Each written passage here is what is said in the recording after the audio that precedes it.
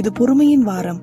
பொறுமை என்ற வார்த்தை கேட்கும் போது நமக்கு வேண்டிய ஒன்றிற்காக காத்திருப்பது, என்ன நேர்ந்தாலும் அமைதி காப்பது, மௌனமாக சிரமங்களை சகித்துக் கொள்வது என்பதுதான் பெரும்பாலும் நாம் அறிந்து வைத்திருப்போம். அமெரிக்க எழுத்தாளர் ஜாய்ஸ் மேயர் பொறுமையை பற்றி கூறும்போது, patience is simply not the ability to wait, it's how we behave while we are waiting. வெறுமனே காத்திருப்பது பொறுமை அல்ல, காத்திருக்கும் போது நாம் எப்படி நடந்து கொள்கிறோம் என்பதுதான். ஒவ்வொரு நாளும் எத்தனை இடங்களில் பொறுமை காக்க வேண்டியிருக்கிறது.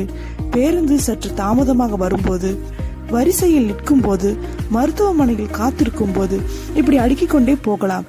இப்படிப்பட்ட தருணங்கள் எப்படி நடந்து கொள்கிறோம்? தானங்களில் எத்தனை தானம் இருக்கிறது, அத்தனை தானங்களில் உயர்வாக இருப்பது நிதானம்.